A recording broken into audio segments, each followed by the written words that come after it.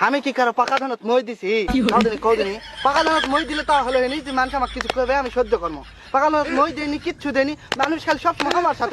সাথেই লাগবে আমি কি করবো কও আমি শখ করে কালকে কলেজের গেছি কলেজের যায় সে প্রিন্সিপাল আমার দিকে তাকে আছে কলেজের গিয়ে ঢুকতে কি না ঢুকতে তাকে আছে আমার কি আমার দিকে তাকে আছে কি সব তাকে থাকবে লেখো আমি কি ওই প্রিন্সিপালের পাকা ধানত মই দিছি লেখো মই দিলে তো টাকা থাকবো নাকি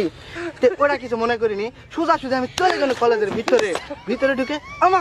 আমার দিকে পিউনের টাকা আছে কিরে পিউনের দানা তো মই দিছি পিউনের দানা তো মই দেয়নি তাইলো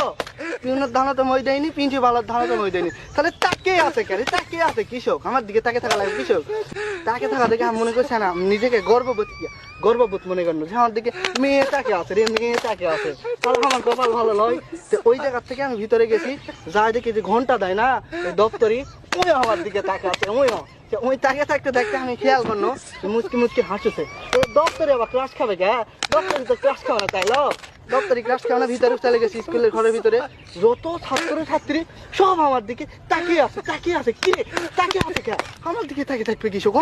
আমার দিকে তাকিয়ে থাকছে অবশ্যই কোনো কারণ ছাড়া তো জীবনে তাকিয়ে থাকবে না এই তাকিয়ে থাকা দেখে আমি স্কুলের ঘরের ভিতর থেকে বার হয়েছি টয়লেটে যায় আমি বসবা লাগবো এই সময় তাকে দেখি